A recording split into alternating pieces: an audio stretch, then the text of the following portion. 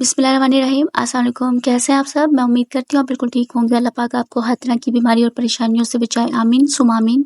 आज हम cooking home में chia seeds strawberry milk shake बनाने की रेसिपी शेयर करेंगे, जो कि हेल्दी होने के साथ साथ बहुत टेस्टी बनकर तैयार होता है। इस मिल्क शेक को जैसे आप अफ्तार में पियेंगे तो आपकी पूरी थकन उतर जाएगी। बहुत ही रिफ्रेशिंग और हेल्दी मिल्क शेक है और बहुत इजीली बनता है। तो चलिए इसे बनाना स्टार्ट करते हैं। स्ट्रॉबेरी मिल्क शेक बनाने के लिए मैंने यहाँ पर लिया है एक ब्लेंडिंग जार। इसमें हम ऐड करेंगे 1 कप स्ट्रॉबेरी, जिसको मैंने स्लाइस में कट कर लिया था।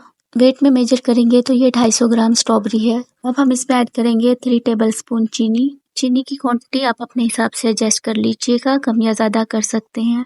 अब हम इसमें ऐड करेंगे एकदम ठंडा चिल्ड दूध। मैंने यहाँ पर 500 ml फुल फैट दूध का इस्तेमाल किया है। दूध को गर्म करके ठंडा कर लीजिएगा और फिर इसको इस्तेमाल कीजिएगा।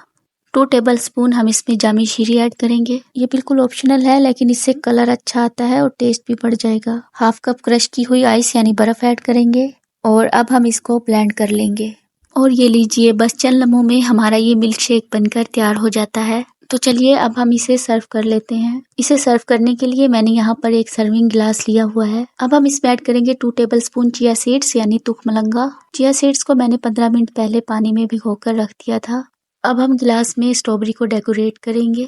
स्ट्रॉबेरी को मैंने बारीक स्लाइस में कट कर लिया था। डेकोरेट आप अपनी पसंद से कर सकते हैं, जिस तरह आपको कन्वीनियंट लगे। अब हम इसमें स्ट्रॉबेरी मिल्क शेक ट्रांसफर करेंगे जो हमने तैयार किया था। और ये लीजिए, बहुत ही हेल्दी और रिफ्रेशिंग हमारा मिल्क शेक बनकर तैयार है और बहुत टेस्टी बनकर तैयार होता है। आपने देखा इसे बनाना भी कितना आसान है। तो ज़रूर ट्राई कीजिएगा हेल्दी, रिफ्रेशिंग और टेस्टी मिल्क शेक रेसिपी को, और मुझे अपना फीडबैक दीजिएगा कि आपको ये रेसिपी कैसी लगी। आई होप आपको ये रेसिपी पसंद आई होगी। वीडियो पसंद आए लाइक, कमेंट, सब्सक्राइब कर दीजिएगा। दुआओं में याद रखिएगा। अल्लाह हाफिज़।